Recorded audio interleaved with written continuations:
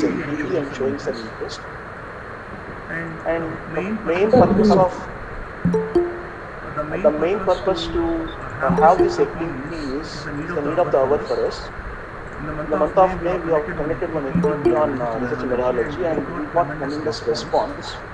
And this time we want to go for something where every college has to definitely follow the standards, because we have traditional education system, and now it was changed to standard education mode.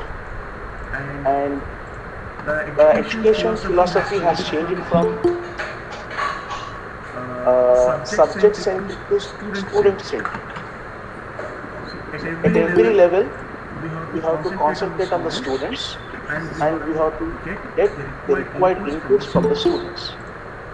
For this purpose, this particular FDP is getting organized here. And we have taken this FDP exclusively for social sciences. The reason is, social sciences like commerce, management, languages, etc., they were not having much of the scope or much of the levels for achieving the objectives of the students. So we thought that if we can conduct one FDP in this field, it will be helpful to all the autonomous and affiliated colleges. It will be helpful to all the autonomous and affiliated colleges who are dealing with social sciences subjects, because subjects are a little bit different from the general sciences or the engineering sciences. So with this intention, we requested Dr. Manish Rawal sir, who is a very proficient person, and immediately has accepted this particular invitation, and he came to give the value addition for this FDP. I request all of you, please spend your valuable time of these 2 hours to get some value addition and inputs regard to outcome-based education, so that it will be helpful to you in your NAC courses and your colleges. Also, it is the need of the hour in the coming days also. Thank you so much. Now I request our principal sir, Sri K. Raghuveer garu, to deliver a keynote address about this session. Please, sir. Welcome all of you to this National FDP. IMC established in the year 1973. Now next year we are celebrating the 50th year of IIMC. We started with 100 students. Now the strength of the college is more than 1500. I welcome today's speaker, Professor Manish P. Rawal sir, for this FDP, a national FDP. I am very happy to say that it is the second national FDP conducted by AMC online. When we have conducted the first FDP online on research methodology, there was a huge response from across India. About more than 3,000 faculty registered for the national FDP on research methodology. This time also I am very happy to inform you, more than 2,400 faculty members are registered for this particular FDP, which will be very useful to colleges, universities, constituent colleges, those are going for NAC accreditation. This particular topic is outcome-based education. FDP definitely helps all the lecturers who are involved in NAC accreditation and assessment. I once again welcome all of you and also Dr. Manish Rawal sir for this FDP. Over to Raghavendra. Thank you, sir. I request Sri Balakrishna, faculty of IAMC as well as the co-convener of this FDP, to present the brief profile of our resource person, Dr. Manish Rawal sir.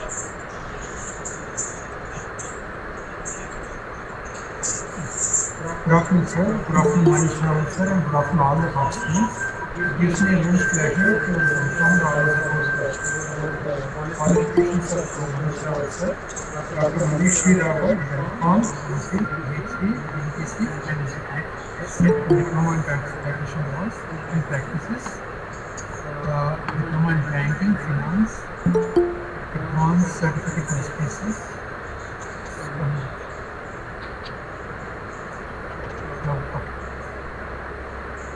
Dr. Manish B. Rawal, M.Com, MPhil, PhD, UGC NET, Gujarat SET, Diploma in Taxation Laws and Practices, Diploma in Banking and Finance, Advanced Certificate Course in Spaces, Certificate in Industrial Pedagogy, is an assistant professor at SPRB, Mahila Women Science, Lieutenant NJ Kaundilia, English Medium Mahila Commerce College, Rajkot. He believes in continuous learning. He likes to be among the students and has undertaken several activities for student development. He is also one of the pioneers in implementing technology and enhanced learning for the students. He is the expert coach for SPSS in Thailand. He has total of experience of 19 years and he has published more than 40 research papers in peer-reviewed and preferred journals and contributed 6 chapters in the books. He has conducted many FTPs and SPPs on different topics for the faculties and students of renowned institutions. He has judged various competitions and has been quiz master for the quizzes organized by reputed colleges. Thank you, sir. Dr. Manish Rawal, we are lucky to have you, and I hope all the participants will make best out of this program. Thank you, sir, and now it's over to Raghavendra sir. Thank you, Balkrishna sir. Before going to today's FDP session, let me make some points very clear for all the participants here. I request all the participants please mute your audio as well as video also, because once you on the video, it may interrupt your network and it may even interrupt the session also. So I request all the participants please mute your audio as well as video. This is the first point. Second point is that the PPTs on day wise will be sent to your respective WhatsApp groups at the end of the day. So today the session is over, means by today evening or at the most by night you will be getting the PPTs of the resource person, and you can just view whatever is discussed today. It will be shared in the WhatsApp groups only. So kindly please enroll yourself in the WhatsApp group if you are not enrolled earlier. Please register yourself for the registration form. If anybody has not registered still, want to register here, kindly just send one message to my number and I will be sending you the link. Accordingly, you can join the WhatsApp group also, as well as you can register yourself also. And the third point is that the session is meticulously planned from 2 p.m. to 4 p.m. in this sense that up to 3:45 or 3:50 the session will be delivered. The 10 minutes of time will be given for the questions and answers. So accordingly you can just ask your questions. In the meantime, if you have any questions, you can just put in the chat box. Accordingly, we will be taking the questions on order wise. Still, if you have any other questions after the session also, you can inform us in the groups. We will be forwarding the questions to the resource person and they will be answered in the next session. And again, I am just repeatedly requesting all of you, please mute your audio as well as video. There is no device feedback from here. Just sit comfortably and enjoy the session with valuation. Thank you so much. Dr. Manish sir, this is the time for you to take over and to rock. Thank you so much, sir. Thank you, sir. Am I audible? Yes, sir. Yes, sir. You are audible. Fine. I think as an academician, we all need to declare, am I audible as a question of the year? Because we have asked this question so many times in last 1 year. Before starting my session, I would like to thank Dr. K. Raghuvir sir, Principal, IIMC Hyderabad, and convener of this FDP, Dr. R. Raghavendra sir and Priti madam, and co-convener Balkrishna sir. Before starting my session, I would like to introduce the things that why we need OBE, that is outcome-based education for social science. Because as and when we listen the word OBE, the first question coming to our mind that it is related to the field of engineering. Because according to Washington Accord, now engineering institutes are required to follow OBE to follow the treaty. But I would like to inform you that OBE is not applicable only in the field of engineering, but it is applicable to all the disciplines of the education.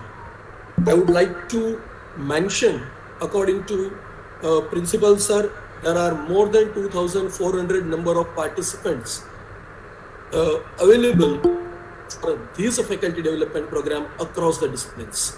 I have analyzed the data, and from that database I came to know that we have participants from commerce, management, humanities, arts, psychology, even a few participants are from the branches of pure science and paramedical.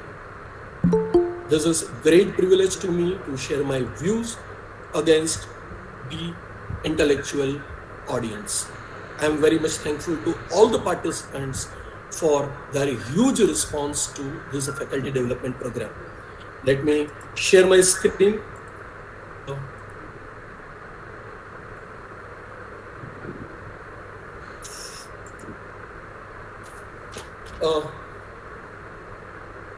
Raghavendra sir, if my screen is visible. Yes, sir. Visible, sir.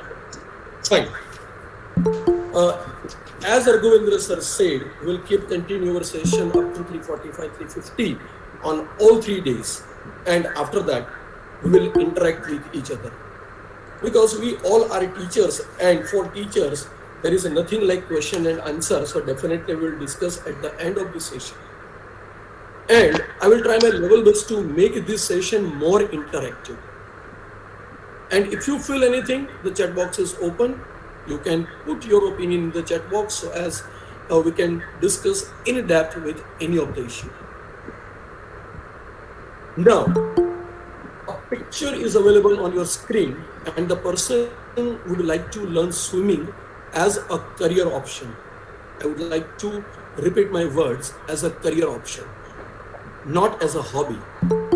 Why? Because our students are coming to the academic institution or educational institution for the purpose of learning something as a career option, not as a hobby. They would like to acquire the knowledge which will be helpful to them throughout the life. So, as a student, if you join swimming, then how many objectives are that for joining a swimming class or academy? Obviously, when we used to join the swimming, there are a few basic objectives. The first objective is to acquire the knowledge about different techniques of swimming. I have already demonstrated a few techniques on your screen for your reference. Butterfly stroke, backstroke, breaststroke, and freestyle swimming. These are the important techniques used in the swimming. And number 2, that is to get expertise on any one technique or all the techniques. Why? The objective behind learning this technique is to secure the medals in the events at state level, national level, or international level. Here, a person is not learning anything to secure 0 out of 10 marks or 10 out of 10 marks. The ultimate objective of a person to learn this particular game, this particular event, is to demonstrate the skill in a practice. The same thing is applicable in our education sector. When our students are coming to us, they are coming with so many objectives, so many expectations related to outcomes at the end of 3 years or 4 years or 5 years, based on the tenure of the program. Now, I would like to discuss the proposed plan, and I would like to discuss in these 3 days. This is the first day plan. I would like to discuss 5 important points with you, and I will follow this flow chart at the time of discussion. Your all views are invited because I'm sharing my own views. And as an academician, intellectual person, we all have our own views. So I respect views of all the respected teachers available in this FDP. Second day, I would like to discuss 7 important points. Course objectives and outcome, understanding of OBE system, implementation of OBE system, graduation attributes, levels of learning, action verbs associated with the revised glimpse cognitive level, and the last types of OBE. And on the last day, that is the third day, I request to keep mute your mic, please. Mapping of mission, PO, CO, and it is with the practical approach. At this point of discussion, I would like to put to your notice that the discussion of day 3 will be exclusively practical, and it will be based on the discussion of day 1 and day 2. So once you are clear for day 1 and day 2, it is very easy for all of us to prepare the mapping between different variables mentioned over here. Now, the first and foremost point that I have discussed with you is challenges in 21st century education. When you say 21st century education, how many challenges we all are facing as an academician? The first and foremost challenge that we are facing is student engagement, because our traditional education system always believe in imparting the information. There are 3 types of education. First, education for hand. Second, education for heart. And third, that is education for head. We are following education for head. It means we are always trying to impart information to the students. Students are learning, in fact, remembering the content discussed by us and just preparing their answer scripts in order to secure marks in full. Now, this education system or this particular pattern is not working because information is available to each and every one without any kind of barriers, specifically in the age of this information and technology. Now everything is available in form of information to the students. So it may be possible that when students are coming to our college, our classroom, they are well informed because a few students are always proactive and they are learning everything before the teacher discussed. So earlier there were some barriers of the information. Now this barrier is already removed and we are facing a major problem that is related to student engagement. Now it is a very much crucial task for each and every teacher like me and you to make them engage in the work. The second challenge faced the academics to equip the students with the 21st century knowledge, skills and attitude. At this point of discussion, I would like to show you something after this discussion within a minute or two. That knowledge and attitude requires something which is not available in our traditional education system. Recently, a report is published by Coursera, and according to that report, they have identified 10 major skills, major areas where we need to think for the coming year. Let me show you this. let me stop my screen sharing and we will definitely divert to somewhere else. Just wait for a minute so as I can show you that particular list. I think now it's properly visible to you. Industry Skills Report 2021. By looking to the requirement of the time, I'm not going to deal with this report in detail, but I would like to show you something which is available on page number 4. Top 10 trending skills by domain.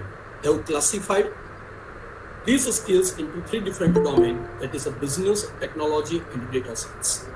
This entire report of 77 pages is the most important and effective for all the teachers to refer once, because ultimately whatever we are doing for the best of our students. So we need to focus on 21st century knowledge, skills and attitude. I personally feel that our traditional education system or only classroom teaching pattern is not that much of useful nowadays because of the development of ICT, information and communication technology, in academic field to satisfy the need of the students. The third and important point that we are facing is all about the continuous improvement in a curriculum. We have to put our hand on our heart and to think that up to what extent we can improve our curriculum. Can we improve our curriculum year on year, or every 5 years, or every 3 years? Generally, in the academics, we are facing problems because of outdated curriculum. So if the curriculum itself is improved, we are changing our curriculum on regular basis with the interaction of industry people, our esteemed alumni and each and every stakeholders connected with the academic institution, then we can say that our curriculum is up to date and it is possible for a student to take the interest in the academics. Now, we cannot take any kind of chance. So it is necessary for us to follow the change, because change is only the constant element on this universe. So the third problem, the third challenge that we are facing, we are not responsible for this, but somehow we are the direct in contact with the students. So we are facing this problem in the classroom because we are always working with the ground reality. Fourth, more focus on teaching and learning. We are always focused on teaching and learning, but at this point of discussion, I would like to inform you that we need to change the style, techniques and pedagogy, because now only the techniques of blackboard, chalk and duster cannot work. So we are focusing from last a few decades, and we are doing excellent in order to impart the best education to our student. But now it is a demand of the time. It is the demand of the nation that we need to change our teaching pedagogy so as we can give the best to the student and students are encouraged to get engaged. The first problem, student engagement, is because of second, third and fourth. And last one, how to enforce lifelong learning. Generally, we all are following the pattern of learning during our school or college days, not for a teacher, but for the students. Suppose a student has finished his or her graduation. He or she has earned a degree, but after graduation, what? They stop to learn. And now we need to encourage them, we need to motivate them using the different technique to make them lifelong learner. We don't want only learner, we want lifelong learner, a person who is learning throughout the life. Why? If you focus on this particular image, you can come to know that everything is changes day by day. Everything is going to change on daily basis. So if you are not learning new things, if our students are not learning any new things, if they failed to adopt the objective of lifelong learning, they are missing something even after the holding the degree. So many challenges are there before a teacher in 21st century education. But I think if we all teachers are attempting to resolve these 5 problems, maybe, please mute your mic. Thank you. So we can solve the maximum problems, at least not 100%, but 80-90% problems can be resolved with the help of these 5 eye-opening points. Now, I would like to discuss the difference between traditional system and outcome-based education, that is OBE system. See, if I would like to explain the difference of traditional and OBE system, it will take long time because so many differences are explained by so many authors. But for this particular FDP, I have prepared a simple slide, and in this slide I have explained basic difference in traditional system of education and OBE. The first difference is curriculum planning stage. Second difference in the process of teaching, and third difference, that is final outcome and assessment. Let us focus on the first item, curriculum planning and design. In a traditional education system, we are passing the same curriculum from the previous generation to the next generation. It means our curriculum is not up to date. And if curriculum itself is not up to date, it is very much difficult for the teachers and even for the students to get it up to date according to requirement of the society, requirement of the market. While in OBE system, curriculum is planned and designed according to the needs of today's student. What is actual requirement of today's student? See, forget about marks in the mark sheet. We all teachers are not working to improve the mark sheets of the students. We are always working to improve their talent, to add something in their life, and so many other objectives are there. But unfortunately, in a traditional system, because of some curriculum hurdles, some obstacles because of the out-of-date curriculum, we are not able to prepare them for the real life or as per the need of the society in today's world. While in OBE it is very easy. Why? Because OBE is based on learner-centric approach, and we are preparing the content, we are preparing the syllabus, we are preparing the curriculum according to requirement, what exactly the society is in need. So the first difference is at the stage of curriculum planning and design. The second one, teachers are focused on completing the syllabus by the end of the session. Unfortunately, it is reality. Because the length of the syllabus is designed in such a way so as we all are running even myself, is running to complete the syllabus. We do not have time, or we have less time to discuss something else by looking to the length of the syllabus. Why?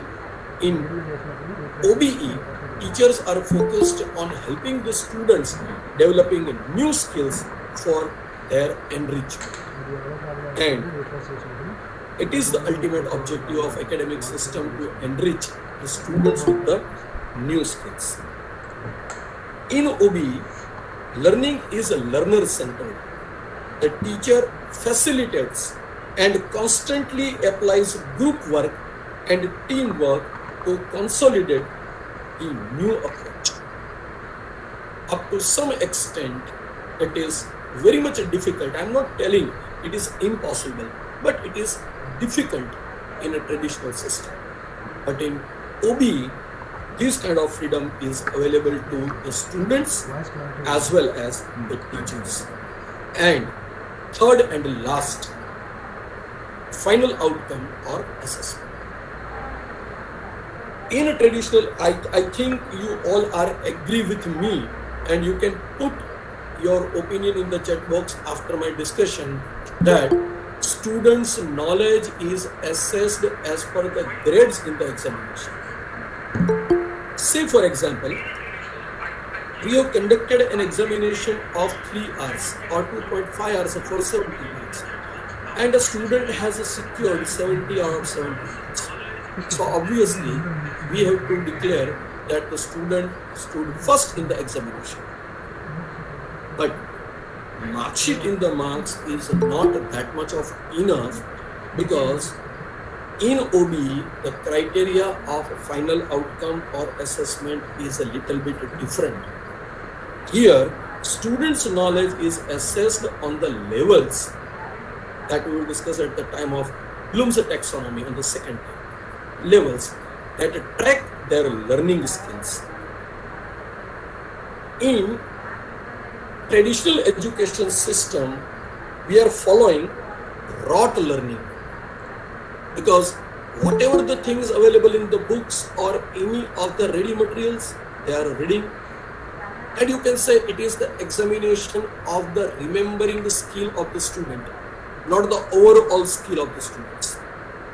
But in OBE, the final outcome or assessment is based on critical thinking, reasoning, reflection, and actions throughout the semester and throughout the period of the program, that is 3 years or 4 years, dependent on the programs. Now, I would like to discuss a few important words that one should be aware of learning OBE. But before that, I would like to focus on what is OBE. OBE is a student-centered instruction model that focuses on measuring students' performance through outcomes. Again, there is a question that what do you mean by outcomes? Here, outcome includes knowledge, skills, and attitude. Knowledge, facts, information, and skills acquired through education or experience. You can say learning by doing. There are two types of learning system existing in social science. Learning by delivery, we are teaching in the classroom and students are learning. And second, that is LBD, learning by doing. Believe me, learning by doing is always a better system than that of learning by delivery. Because in learning by doing, students are learning with the real life experience. So, the first outcome, which is based on knowledge. Second, skills, the ability to do something well. Or, a skill is the learned ability to perform an action with the determined result. we need to improve the skills of the student. Skill means nothing. It is simply the ability to do something well. And if we would like to make them well, specifically in a doing, we need to come out of the traditional system. According to NAC manual of SSR for affiliated constituent colleges, published in the year December 2019, the definition of OBE is given on page number 169. OBE is an educational theory. Educational theory, I would like to circle the word educational theory, that bases each part of an educational system around goals. Here, goals are referred to as outcomes. Each student should have achieved the goal by the end of the educational experience. It is again thought-provoking for all of us. We need to introspect. This is time of introspection. Say for example, a student has finished graduation in commerce, or say post-graduation in commerce. How many learning objectives are there that even students don't know? Why they are doing BCom or MCom or any other degree? Just try to ask this question in the classroom. I have tried so many times from last 10 to 15 years. But I'm very much disappointed after asking the question. Why? Because generally the answer is, sir, after completion of graduation means BCom or MCom, I would like to do this and that. They are not that much of clear. So the focus is not there. And we need to develop the focus of the student. Here it is clearly mentioned by the NAC that each student should have achieved the goal by the end of the educational experience. Now the question is, they do not have that kind of concrete goal. So definitely we cannot expect to fulfill that educational goal at the end of the educational experience.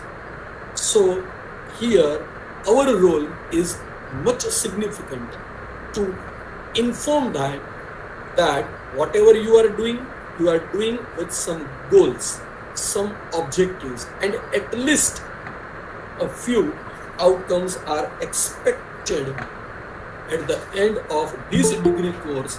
If you are not expecting from the academic institution or your curriculum, don't worry, and it is also the matter of great worry for you because society is expecting from you. Say for example, if someone is telling to you that I am an MBA, so definitely we are expecting something from an MBA.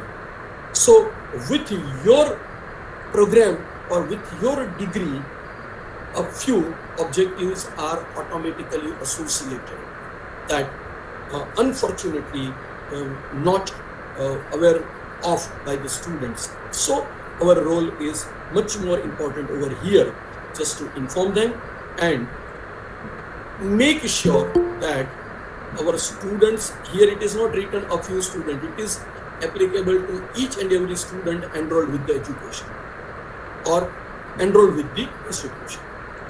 So whatever we are doing to upgrade, to uplift our students to that extent so as they can achieve the goal. Now, the success of OBE is based on 4 main principles, and these principles are defined by William Spady in the year 1994.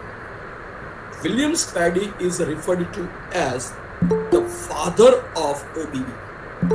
William Spady coined the word outcome-based education very first time.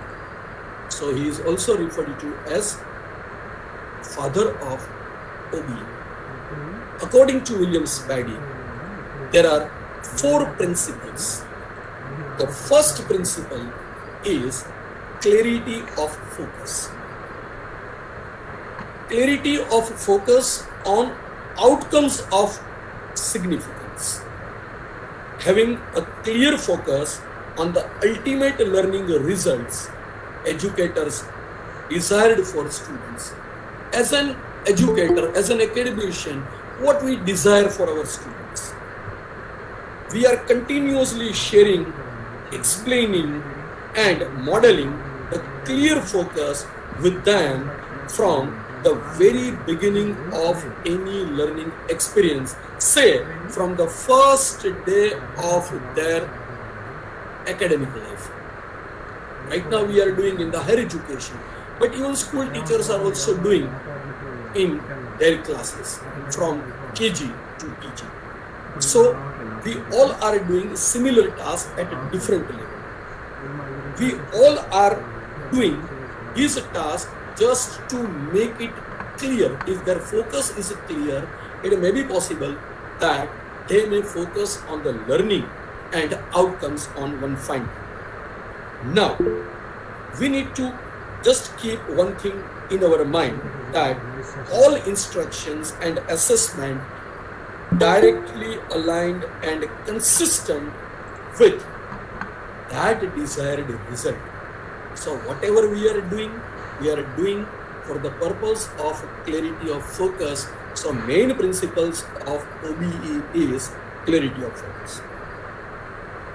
Here we can also say that everything that teachers do must be clearly focused on what they want students to know. So right from the very first day, the teacher should be clear that what the teacher is doing should be clear to the students, and students should be known at the end of his or her educational experience. The second principle is designing it down. What do you mean by designing it down? Designing down your ultimate outcomes. Designing down ultimate outcomes. It means that the curriculum designed by the institution or by the university, or in case of autonomous institution, liberty is also available to the head of the institutions and department heads. The curriculum design must start with clear definition of the intended outcome that students are to achieve by the end of the program. Here, I would like to mention a word, program, that we will discuss later. Program. Once this has been done, all instructional decisions are then made to ensure achieve this desired end result. See, whatever the syllabus, whatever the curriculum we are designing for them, we are following the principle of designing down your ultimate outcomes. We need not to look back. We need to look forward at the time of designing the curriculum. And this is the second and one of the important principles of OBE. The third principle is all about high expectations. High expectations for what? High expectations for high level success. Naturally, if you want to achieve higher or highest level of success, you should expect higher than that of the others. Here, the role of the teacher is to establish high challenging standards of performance in order to encourage students to engage deeply in what they are learning. Again, if we are setting high expectations for higher result, or we are setting the higher standards, the first problem that I have discussed with you, students' engagement can be overcome. If we are setting lower standards, it may be possible that our students will be able to achieve that standards very easily, and they are thinking that without any kind of extraordinary work or performance, we can achieve the standard. But if you set comparatively challenging high standards or the measurement of the performance, it may be possible that our students are working at par. The outcome of our education system may be the significant. Here, we have to help the students to achieve high standards is linked very closely with the idea that successful learning promotes more successful learning. I repeat, successful learning promotes more successful learning. So this is again important principle for OBE. Fourth and last, expanded opportunities. Here, I can say that expanded opportunities and support. Expanding the number, range, and kinds of opportunities students are given to learn and ultimately demonstrate their learning successfully. Again, we need to think like a teacher as an academician that teachers must strive to provide expanded opportunities for all the students. This principle is based on the idea that not all learners can learn the same thing in the same way and in the same time. See, as a teacher, we need to accept the fact that all these students have different capability, different ability, and a different area of competence.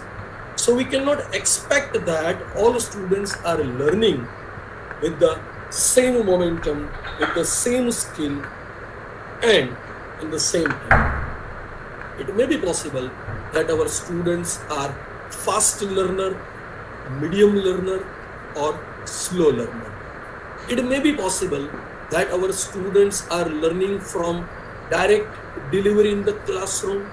It may be possible that our students are not able to learn directly from the delivery of the lectures in the classroom, but they are able to learn with some practical exposure, that is a demonstration. In the field of engineering and science, demonstration is possible, but in a social science, very few opportunities are available to all the academicians.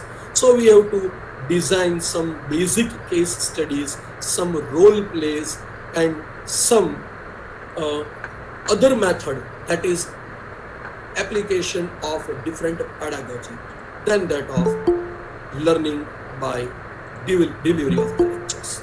And if we are following all four principles, it may be possible that the outcome-based education leads to the great success.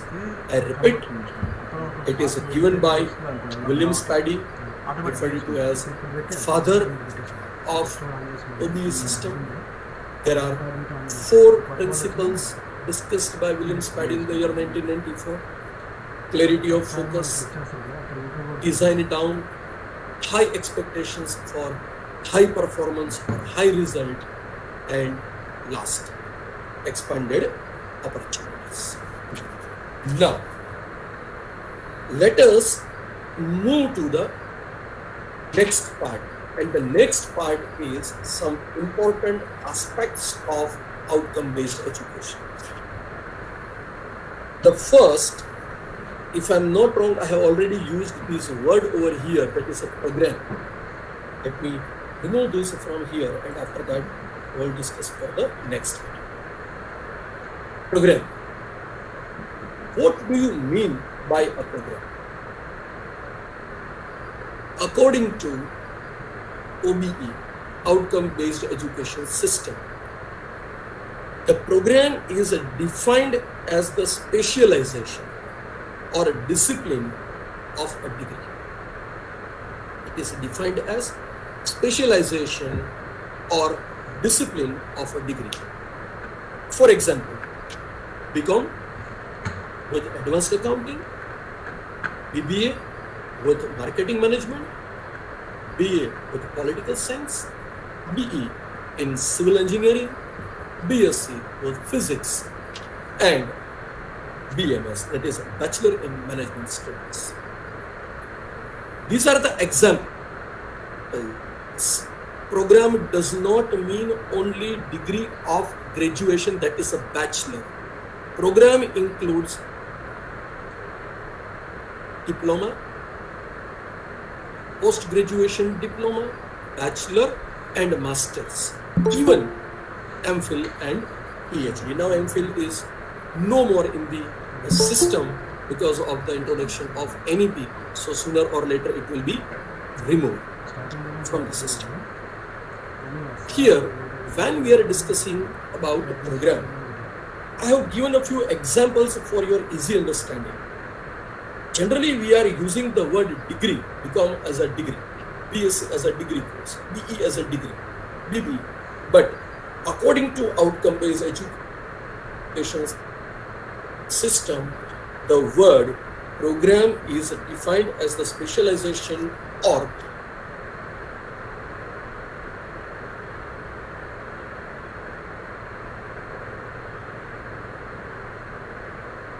connected arrangement of courses.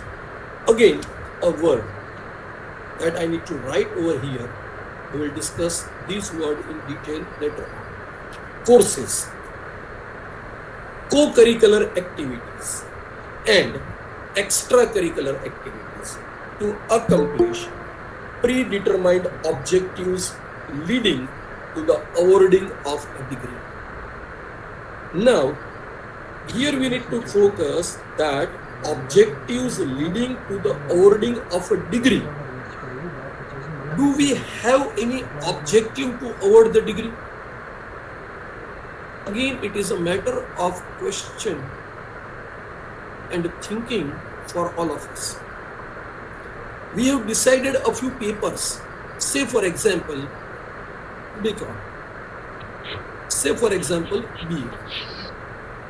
It is a course of 3 years and 6 semesters. And in 6th semester, students are learning a few subjects. Say for example, 50 subjects. And on the basis of the marks in the examination, that is semester end examination, we usually to award the degree with the distinction, first class, second class or pass class, whatever it is, irrespective to the grade, we are awarding them degree if they have successfully cleared the examination. Here, we need to think that a few objectives should be decided for each and every program. If the students are able to justify that objectives decided for this particular program, students will be capable enough to get to award the degree.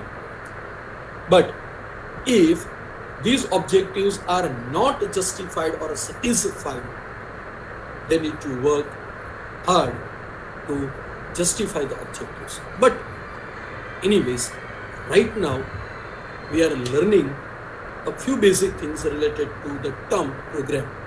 And program is all about an academic degree that we are offering with some subject specialization or discipline. Second word is the most important. That is a PEO. PEO stands for Program Educational Objectives. PEO.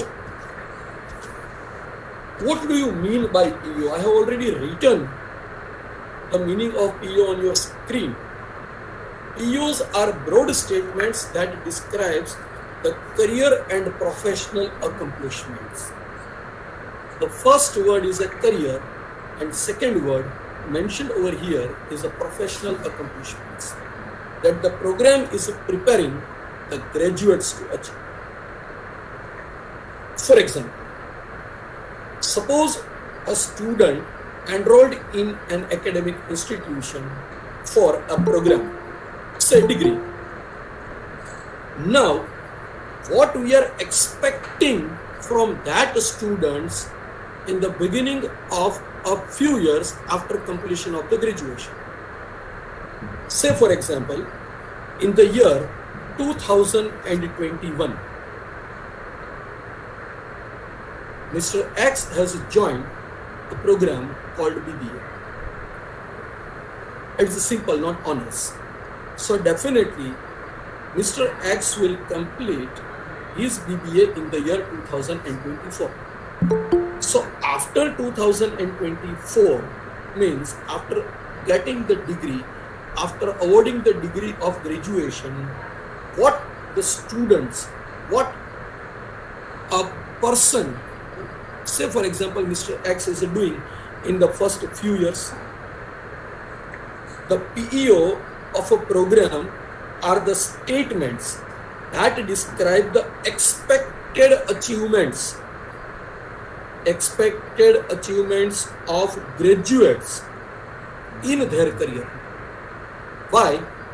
In the beginning of this session, I have discussed an important term with you that a student is doing everything for the purpose of career enhancement.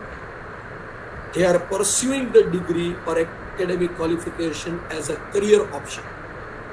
So we need to think very properly.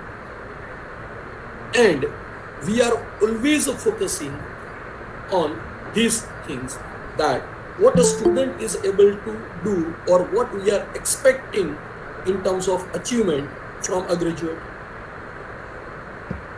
What the graduates are expected to perform and achieve during the first few years after graduation. It is the perfect definition of PE. Now, the most important, say for example, if a student is pursuing BBA from an academic institution or BE from an academic institution, what we are expecting from the students after completion of BBA or BA or BE, we are simply expecting that our student will get the job. But we need to think very differently, that a person, a student who is pursuing the degree of BBA should be able to administer his or her business in the first few years of graduation, not the later course, means not after 10 to 20 years. In initial a few years, what a student can do. That is known as PEO, Program Educational Objectives. It is not O for outcome or for objective. Second one, program outcomes, POs and program specific outcomes, that is a PS course. These two words leads to the confusion if you are not clear for this. And as an academician, it's very easy for us to get the meaning of PO and PSO using simply the Google search. As I said in the beginning, that now everything is available to us on the fingertip. So if students, we cannot engage the students same way we cannot engage the teachers, because the teachers are always a learned person and always believe that we are aware of specifically in terms of information. So what do you mean by PO and PSO? Program outcomes, that is a PO, and program specific outcomes. Program outcomes are narrower statements that describe what students are expected to be able to do. Students are expected to be able to do by the time of graduation. always remember that program objectives are closely aligned with the graduation attributes. We'll discuss graduation attributes at the right time. But program objectives or program outcomes are always in the alignment with the graduation attributes. 12 graduation attributes or 12 graduate attributes are already listed for the engineering institutions by the NBA. But for social science, we need to add a few more objectives because we are not from the subject specialization of engineering or pure science. So these are the narrower statements. And believe me, on the last day of our FDP, I will demonstrate a few real life program outcomes that one can frame for any program. These are the narrower statements. It is not necessary to prepare this, particularly these things in a detail. But if you simply focus on the narrower statements, say for example, if you say BCom, so what you expect from a BCom to do at the end of the graduation?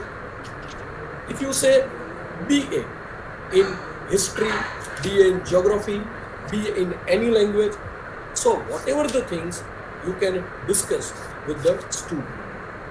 Fine. Let me explain a few POs with you.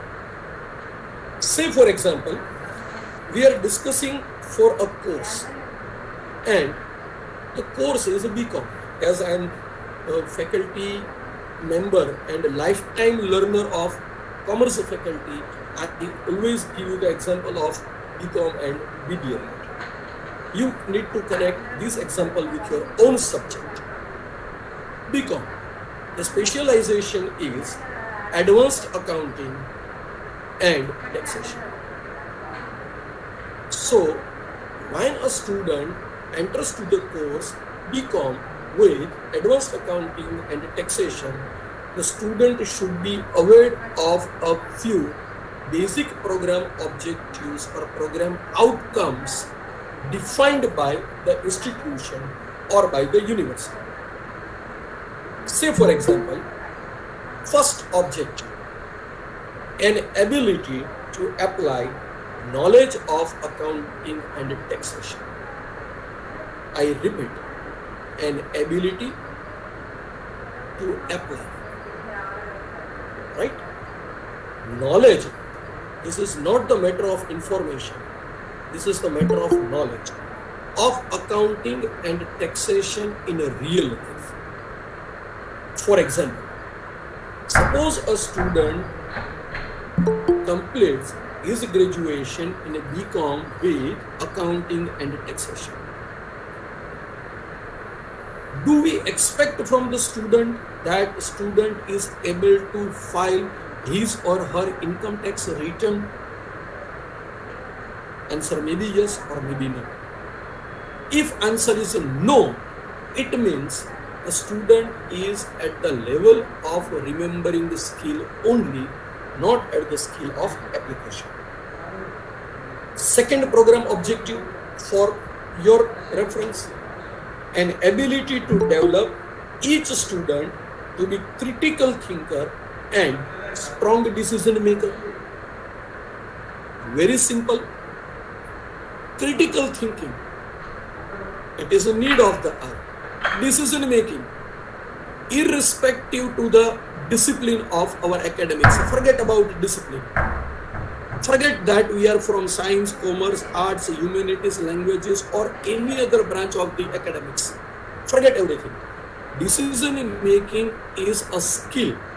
Decision making is a task that we need to apply in our life at any stage. And for the purpose of learning decision making, we have to be a critical thinker. We have to eliminate a few options, that is elimination skill. We need to select the best from the available alternatives and everything. So second program objective for this course is an ability to develop each student to be critical thinker and strong decision maker. At this point of discussion, I would like to put to your notice that the second program objective that I have discussed, ability to develop each student to be critical thinker and strong decision maker, is applicable to all the disciplines. It is not applicable only to the commerce and management or arts, because our role is to make them critical thinker and a good decision maker. So this is again one more objective. Third program objective may be an ability to develop each student to be an effective professional communicator. That is again communication skill. See, these are the program objectives. Why we need to prepare them for these particular things? Because in the professional market, in the professional field, in the society, in the industry, only subject specific knowledge is not working. We need to prepare our student with the overall aspect. That is enough for them to be a good citizen. Again, in traditional education system, we are worrying for the student, but over here, we are worrying for the good citizen. Then, next, PSO, program specific outcome, are what the students should be able to do at the time of graduation. Now, if you compare PO and PSOs, you can easily differentiate the term. Program specific outcomes are what the student should be able to do. Earlier we were expecting, now we have to check what they should be able to do at the time of graduation with reference to specific discipline. Usually, there are a few PSOs associated with each and every program. Let me continue this in the next slide. There are two important words available to us over here. The first word, able to do at the time of graduation. And the second word, with reference to specific discipline. Now, able to do at the time of graduation is possible if they are clear in the process of the thinking. They are coming to the academic institution with so many ambiguity because they are not clear, even they are not of their age, that they can understand the things very well. But at the time of exit point, at the time of exit from the academic institution, the process of the thinking of the student should be streamlined. And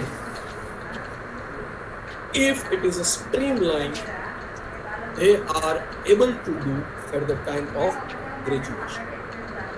Otherwise, they are not that much of clear, and we cannot expect much more things from our students in the academic system. Again, at the time of Bloom's taxonomy, I will discuss the things in a detail, that what we expect from the students to do. But as of now, it is enough to understand for PO and PSOs. Able to do is possible when the student is very much clear. If I am not wrong, the picture itself is very much clear and it is a self-explanatory, right? So we need to streamline the information and knowledge. And second, with reference to specific discipline. Say for example, a student of economics, a student of English, a student of history, a student of accounting, a student of maths, a student of physics, it may be possible they will be able to do something very differently with special reference to their discipline. We are not here to discuss the disciplinary aspect, but say for example, a student of business communication will be able to write a business letter which is more effective to the business. Now the question is, are they able to write a perfect business letter even after learning the business communication? They are learning 7 C's of communication. They are writing the answers well in the answer script. But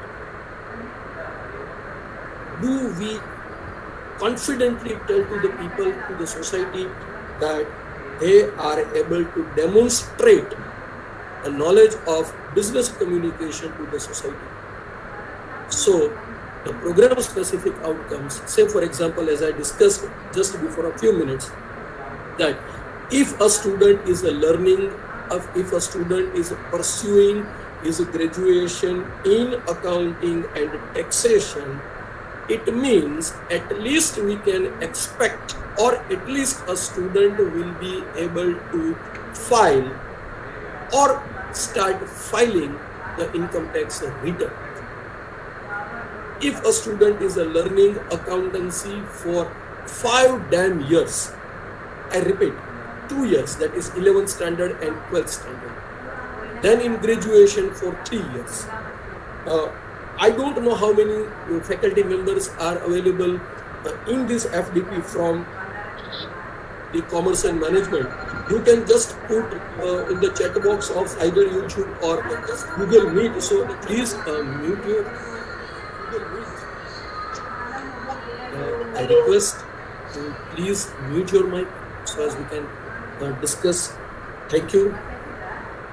So if a student is learning 7, 8, 10 papers of accounting, and we expect that at the end of the graduation, student is able to write the accounts of a real life company. So with reference to specific discipline, we need to define a few PSO, program specific outcomes. Now, the next item, that is a course. What do you mean by a course? When you say course, generally we are telling the degree is a course. Which course do you do? The answer is, I am doing a BCom. But BCom is not a course. According to OBE, BCom is a program.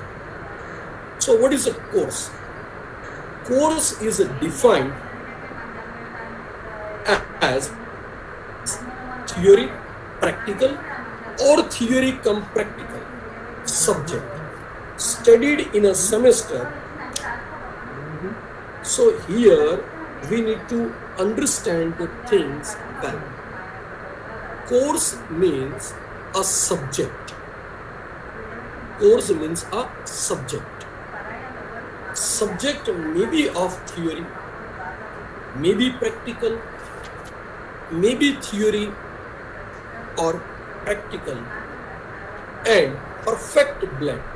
It may include field work, research work, project preparation, and so many other aspects. As we all know, because of our CBCS system, now there are 2 parts, 70 marks for external evaluation, 30 marks for internal evaluation. For external evaluation, there is provision of university or term and examination, and for this internal evaluation, we used to define a few activities. We used to assign a few activities to our students in terms of presentation, project work, then research work or field survey or whatnot. So this is all about a course. Now, coming to the point again. Suppose a program is there. This program is a BCom. The specialization is written over here, advanced. The total period of the program is 3 years, and these 3 years classified into 6 different semesters. Sem 1, Sem 2, Sem 3, Sem 4, Sem 5 and Sem 6. This is one of the important part, because if course and course objectives are justified, automatically everything is justified. In semester 1, there are 7 papers. This is example, right? So you can consider this example for your future reference. You may connect or connect your own subject with this for your program. There are 7 papers in Sem 1. It means this is course 1, course 2, course 3, course 4, course 5, course 6, course 7. Then 7 papers in Sem 2. So 8, 9, 40. 7 papers in Sem 3. 15 to 21. 7 papers in Sem 4. 22 to 28. 6 papers in Sem 5. 31, 32, 33 and 34. And 35 to 40.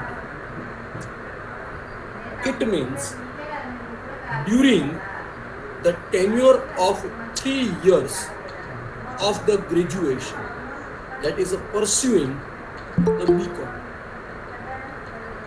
a student is learning 40 different courses.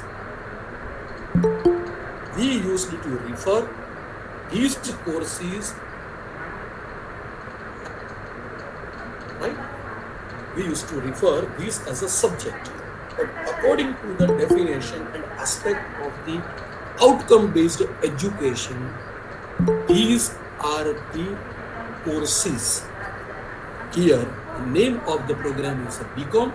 So we have to define a few program objective, program specific objective for the BCom, and during the 3 years, year 1, year 2 and year 3, students are learning during first sem to 6th sem 40 different papers. Generally we used to refer as a subject or papers, but according to the aspect of OBE, it is known as course. Now, after understanding the course, it is necessary for all of us to move to the course outcomes, that is a C course. What do we mean by course outcomes? Course outcomes are statements that describe significant and essential learning that learners have achieved and can really, I would like to circle, can really demonstrate at the end of a course. Let me discuss a few course outcomes.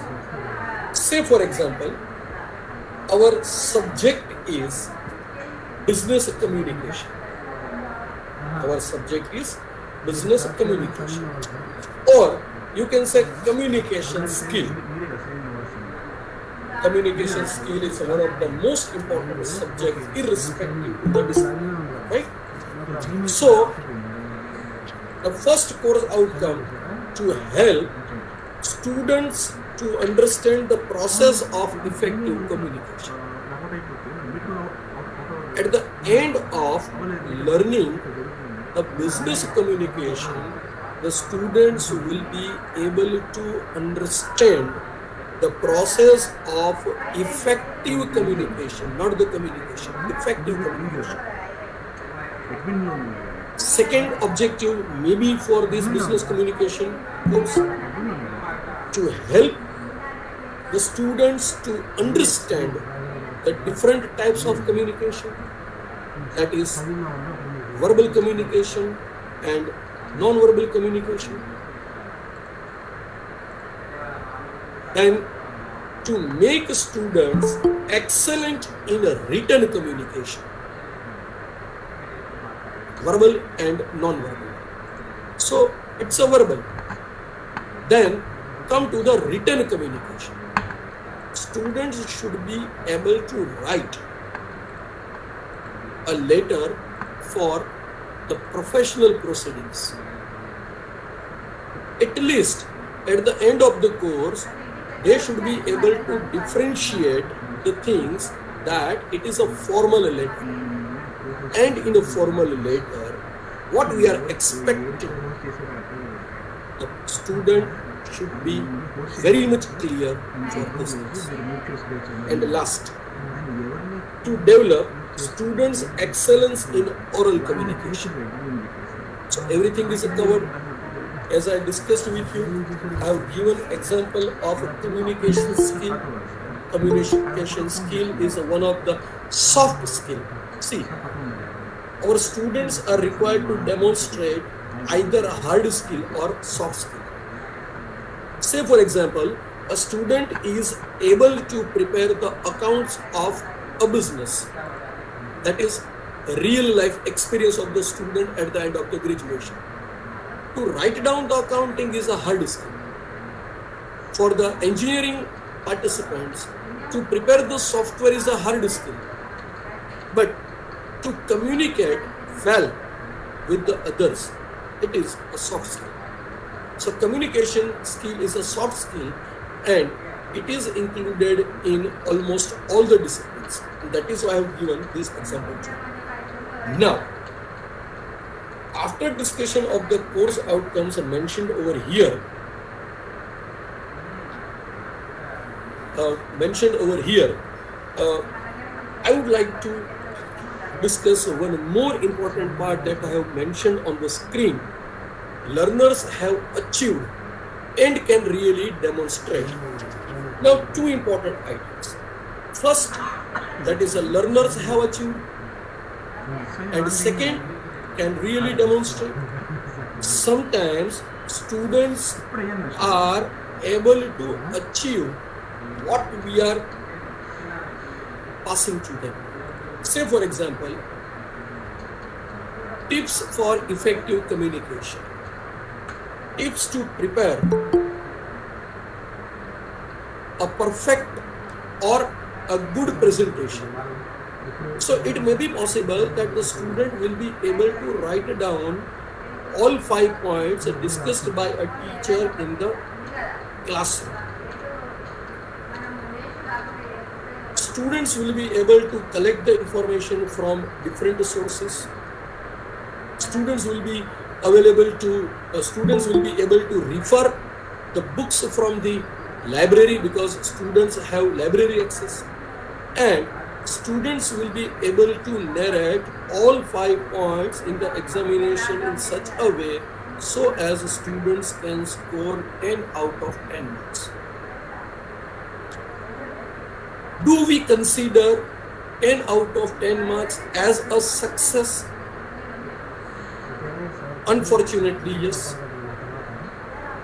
because we are focusing on the first aspect. Learners have achieved, right? Second, the students can really demonstrate. Now, this is second part. Whatever the theory, whatever the principles the students have learned in the classroom how to prepare effective presentation. Now we need to incorporate these principles, these tips into real life experience. Just inform the students to prepare a good presentation for 5 to 6 slides using all the tips discussed in the classroom or all the tips discussed in the different resources available on the Google or in the library resources or on the online resources, whatever it is. But at least we are expecting some demonstration from the students. Why? Because in a real life, they are not supposed to write down answer of anything. The students are supposed to demonstrate everything for the purpose of getting the job in the market, to be well acquainted with the society and industry. Now, again I repeat, for the purpose of a program that I have discussed earlier, I have divided our program into 6 semesters according to our requirement. And I have included 40 courses, 7 courses, that is 7 subjects in first sem, 7 courses in second, 7 courses third, fourth, fifth and 6th. It means students are learning 40 different courses, and just imagine that with each and every course we have 2 to 3 learning objectives, that is course outcomes. What will happen? The students will be able to demonstrate 80 to 120 learning outcomes to the world. And this is the way how we can prepare our students for market ready. Because at the end, what they are expecting, different stakeholders are expecting different things from us. Let me show you one more example with this discussion. After that, we will move to the next point. Say, for example, a student of BBA is learning entrepreneurship. So, at the end of the course, that is, say for example, there are 4 units in the syllabus.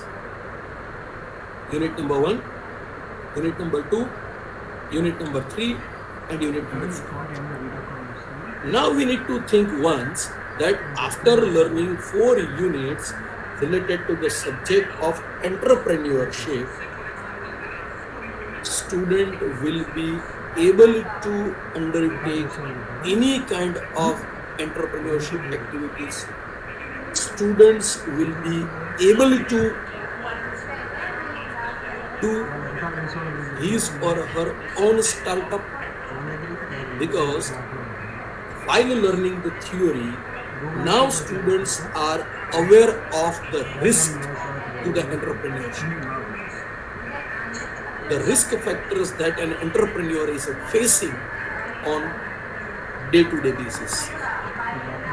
At the end of the course, means after teaching 4 chapters by a teacher or after learning 4 units by a student, if students are ready or encouraged to enter into entrepreneurship, you can say that the course outcome for the entrepreneurship is justified. Ultimately, no education system is working to secure the marks in the mark sheet. Say for example, I am good at a memory level, that is the first level. If you discuss any recipe with me, am able to remember. And on the next day, if you ask me about that recipe, I will prepare, say for example, any South Indian dish or any Punjabi dish or any Chinese dish. I can write down a perfect short note in my answer script using my pen and paper. It does not mean that I can cook it well.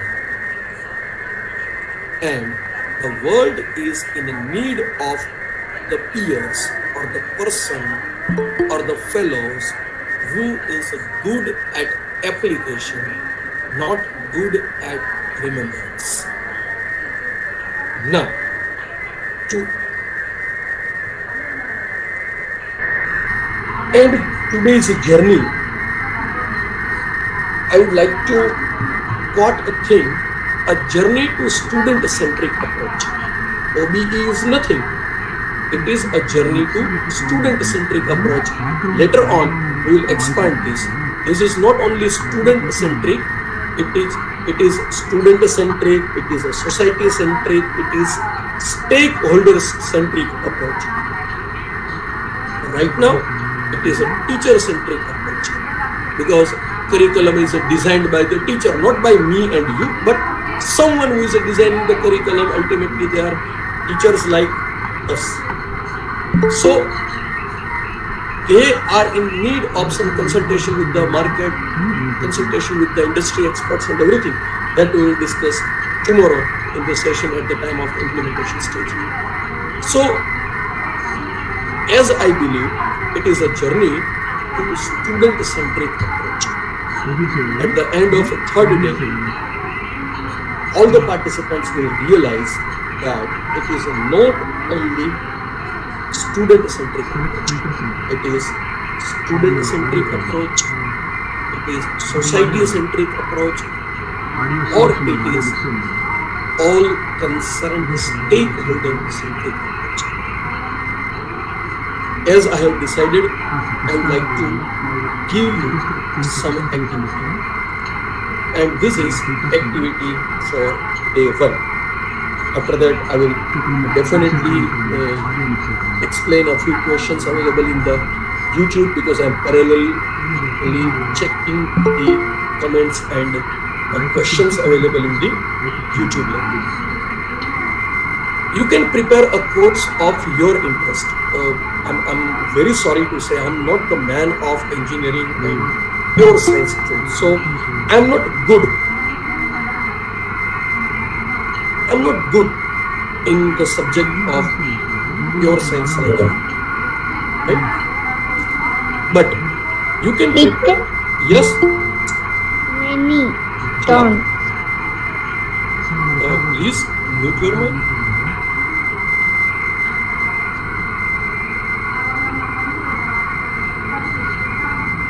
Fine. So you can prepare a course of your interest and you can define the objectives. Objectives you can consider over here outcomes of your own course. Say for example that I have discussed with you communication skill. I have prepared my own course for the subject of communication skill. Unit number 1 this, unit number 2 includes this, unit number 3 includes this, and unit number 4 include this. And why a student has to learn this course? That is CO. CO stands for Course Outcome 1, Course Outcome 2, and Course Outcome 3. Right? So CO1, CO2 and CO3. I have given only 3 outcomes of the course, but you can present as many as possible outcome which is related to your course, specifically of your interest. If you prepare this, you can mail me if you wish, and if you don't want to mail me, just prepare for your reference. So at the end of the second day, you can prepare, or I will give you some more activity for day 2. And on day 3, we will try to map these things very perfectly. CO1, CO2 and CO3. On your screen, my mail ID is available. So if you want to share the course, you can simply prepare in a single page, just 4 units of your area of interest, that is a course subject, and 2-3 objectives. I always see, generally we are focusing on what to learn, how to learn, but the most important is why to learn. What and how is important. But as I personally believe that as compared to what to learn and how to learn, why to learn is more important. Why to learn and what will be the exact outcome of your own course, you can design at your own. So for today, I rest with this discussion, and I'm closing my screen so as we can interact for remaining 15 minutes. Just wait. Yes, I have received the things at the end of the 3rd day. I will hear. So please feel free and don't raise any question related to the presentation. I will provide you. Someone asked a feedback link as per the instruction from Raghavendra sir. The feedback link will be available on the last day. Yes, sir. 1 minute, sir. Yeah. Manish sir, 1 minute, sir. Feedback link will be provided on day 3. So there are no individual day-wise feedback links, because we always believe in knowledge enrichment and knowledge sharing rather than going for some feedback links and presentations, what we call certificates and all. You'll be getting your certificate once you submit your feedback link. But what is our motto is to please get in these 2 hours whatever knowledge the resource person is going to share with you. Because Sari is so much of experience and he has a lot of what you call practical exposure of the subjects. So whatever he does, whatever he executes here, definitely it is out of the practicality only he is going to explain each of us. So kindly concentrate on that. And again, I am telling here, feedback link will not be there on day wise, it will be there on day 3. Now the Manish sir, I think the session is open now for questions and answers, right? Yes sir, it is open, but let me answer a question asked by Dr. Shamshad Begum madam on YouTube. Previously, yes, a degree was considered as a course, but now each subject is considered as a course, isn't it, sir? Yes, yes, sir. Yes, sir. Respected Shamshad Begum madam, you are very right. Earlier, a degree was considered as a course, but according to the important aspects of the OBE, now each subject is considered as a course, and the degree is known as a degree.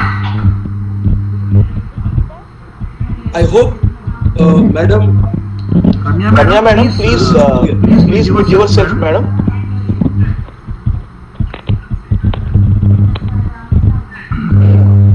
One minute, I'll mute her. 1 minute, sir.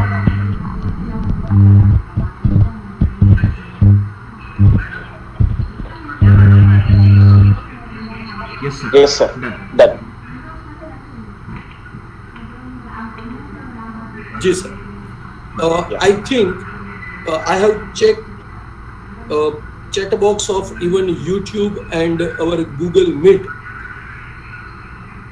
I didn't find any question over here.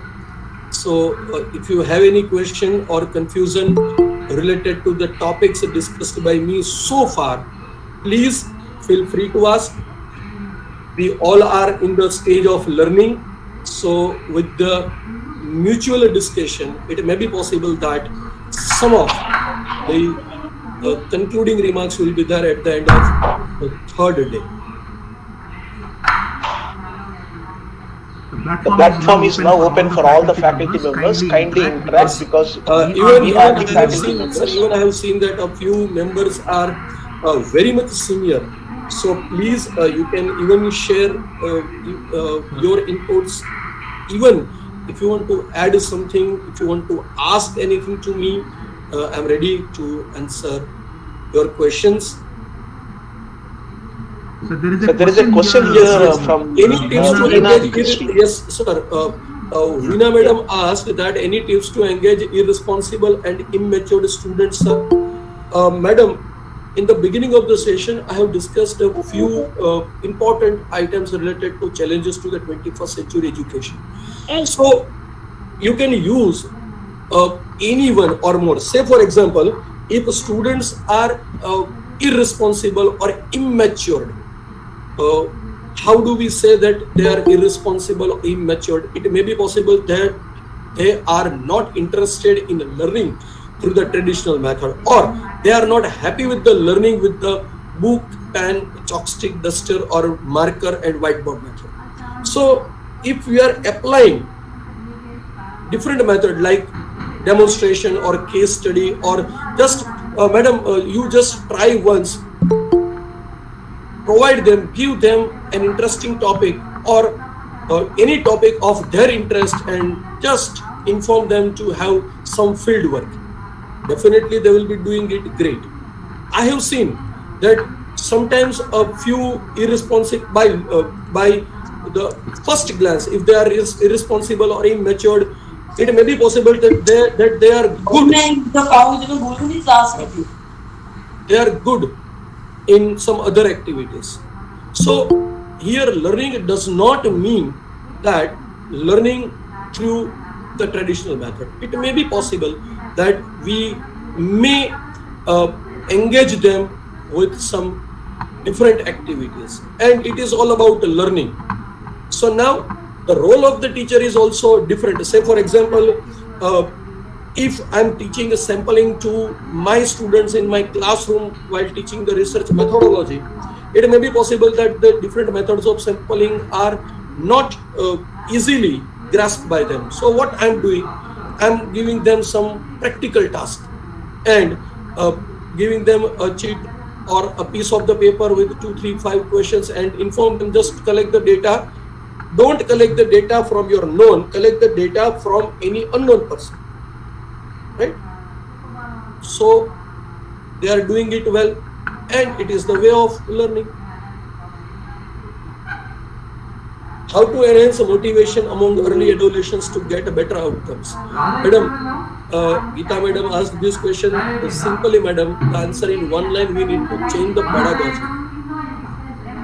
If we change the pedagogy of teaching for them, they are definitely interested in the teaching and the learning process. Second thing, we all are working for the better outcomes, but I would like to mention over here that the definition of outcome is different for a teacher and for a student, because they are not at the stage of that maturity that they can understand. So we have to change the pedagogy of teaching. Say, for example, if you all are interested in the games, it may be possible that if a person is not interested in the bowling, just give them a bat. Say, for example, in case of Sachin Tendulkar, same thing happened. Sachin Tendulkar would like to be a good bowler, but on the very first day, his coach said him that because of your height, you can be a good batsman, and the result is with us. But if the student would like to be a good bowler, and if we try to make them a good bowler, then there will be again problem. So we need to guide them on the right path, and I always recall a shloka from the Indian scripture, that is Tejasvina Vadhi Tamastu. Tejasvina Vadhi Tamastu. It is from a shloka, and the meaning of Tejasvina Vadhi Tamastu is learning from both of us may be sharpened. The intellect from both of us may be sharpened. Means in this prayer, even it is mentioned that not only student is learning, teacher is also learning on the other hand. So this is what we can do with the changing our pedagogy of teaching. We can have some better experience. Sir, thank you, sir. And one more query is there from Kavita madam. And she has asked that, Kavita madam, are you there, madam? I think if you can ask directly, it will be good. Kavita madam? Yes, sir. Can you hear me? Yes, sir. Yes, sir. Yes, madam. Tell me. Sir, my question is there any guidelines like these many number of POs or PSOs we have to have, or can we have on our own based on our, that is my question. Any guideline is there? Yeah, yes, sir. Yes. Madam, there is no specific guideline for numbers of POs and COs, but it is always in the alignment of the mission and vision of the department or the institution. So ultimately, we all teachers are working for the justifying our mission and vision of the institute or a department, right? So in alignment of the mission and vision, we can frame as many as vision POs and COs, but it should not be in the long list, because if we are preparing so many COs and POs just for the purpose of a demonstration, at the time of a mapping CO, POs and PEOs, at the end it is very much difficult for the assessment part. That definitely I will cover on the last date. There is no specific guidelines for COs and POs that at least 3 POs required, 3 COs required, not like that. We need to prepare according to the requirement that justifies our subject. I hope it is clear to you, Kavita madam. Yes, sir. Yes, sir. Thank you. Thank you, sir. Thank you. Geeta Sundarraj madam, are you there, madam?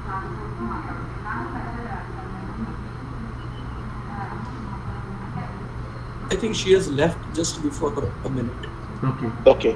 There is a query from Geeta madam that how to enhance motivation among early adolescents to get better outcomes.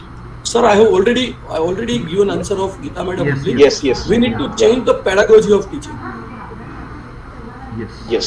See, the traditional method or the delivery method or the lecture method is not that much of effective on the early adolescents, because in the age of information they are more or less informed. So we need to use some different mechanism to teach them.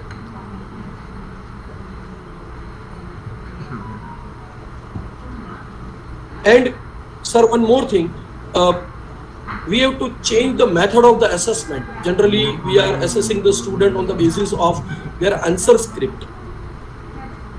Personally, yes, I believe that it is not the exact assessment, because it may be possible that a student is not good in writing but good in application.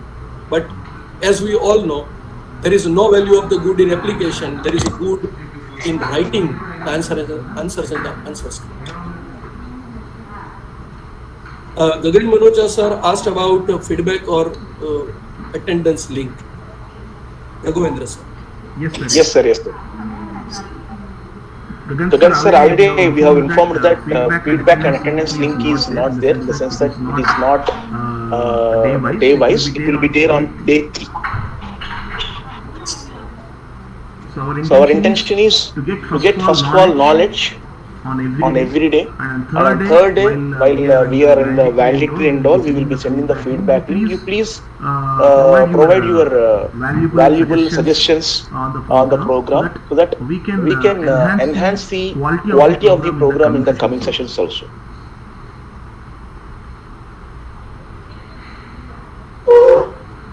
I think Any more questions? Ashok sir would like to ask a Zoom meeting with your good office. Ashok sir, would you like to ask anything to me?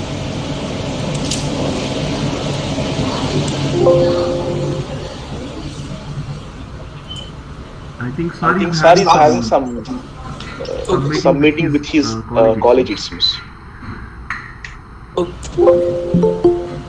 Thank you all for your valuable feedback.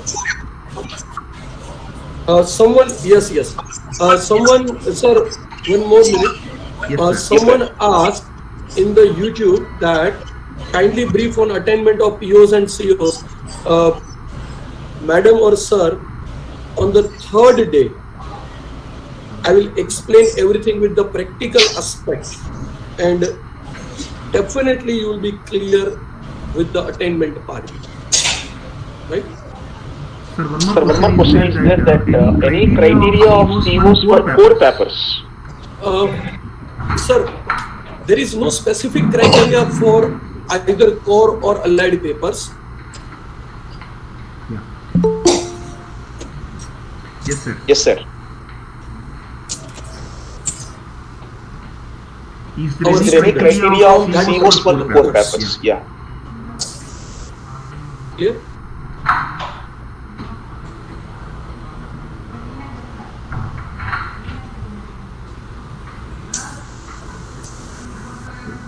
Right, sir. Manish, sir.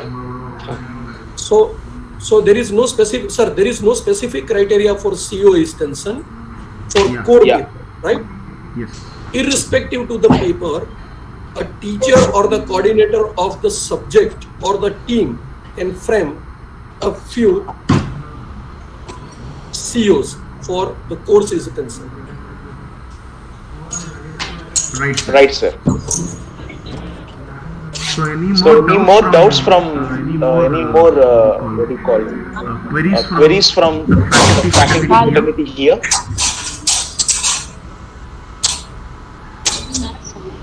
Yes, sir. Srinivas, sir, you can send the course details here. I've already provided the email ID. Again, I'll be providing the email ID in the chat box also. So just you can post your course links to my email ID and I will forward the same to Manish, sir.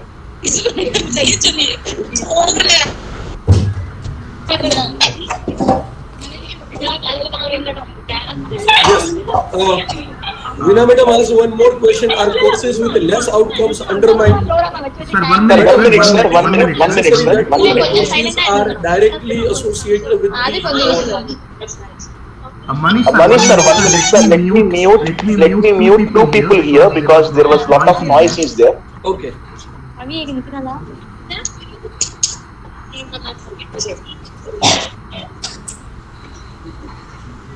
Meanwhile, I'm going to share my screen because a few participants need my mail ID. Yes, sir. Yes, sir. Please share, Don't sir. mind. You can share, sir.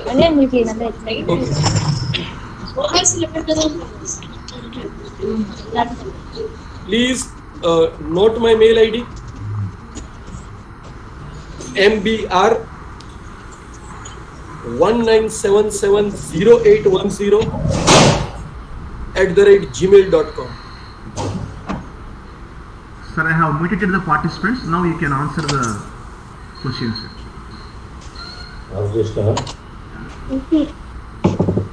నాకు నూరు అవుతుంది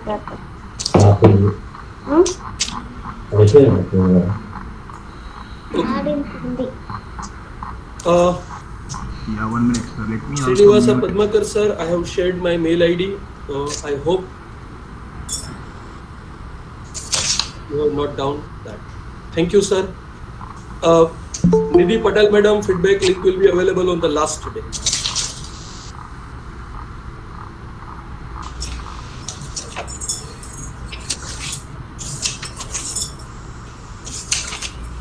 Yes, Veena madam, are courses with the less outcome undermined? I think Veena, because of some noise, I haven't given the answer of Veena madam's question. Are courses with less outcomes undermined? No, madam. Each and every course is important. It may be possible that the course may not be directly contributed to the subject specific knowledge, but it may be possible that for some other skills that I will definitely discuss tomorrow during the session, that is a graduation attribute. So some of the skills are not directly contributed to the POs, but it is important to have this skill for the purpose of learning something in the life. So if there are less outcomes, it does not mean that it is complete. I hope Veena Madam is clear with this. Each and every course is important, but it is not necessary that the importance is much more.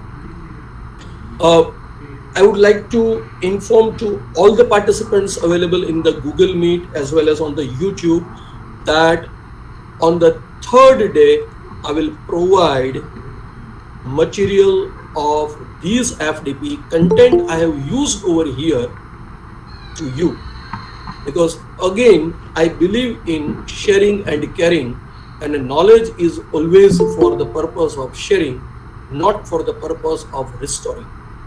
Thank you all. Thank you, sir.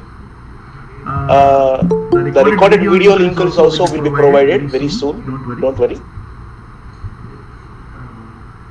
Shanmuga Sundar sir, there is no feedback link. It will be taken on third day. Again, I am telling here. I think no more queries from the faculty fraternity. Thank you, sir. Yeah. Thank you so much, sir. Manish sir, I think today is a knowledgeable day for all of us. We learned lot many things from your session, and we are looking forward for more and more things in the coming sessions, sir. Tomorrow and day after tomorrow. Thank you, sir. So all the participants, take care, and we will meet tomorrow at 2 o'clock. The Google Meet link will be same. The YouTube link will be maybe changed. So the YouTube link will be shared in the WhatsApp groups along with the Google Meet link again. So accordingly, you can just join any link and you can just enjoy the session here. Thank you so much for showing the interest and participating in this event. And we will meet tomorrow at 2 p.m. sharp, and we will get some more outcomes of this program. Thank you so much. We are just signing off here. Thank you so much. Thank you, sir.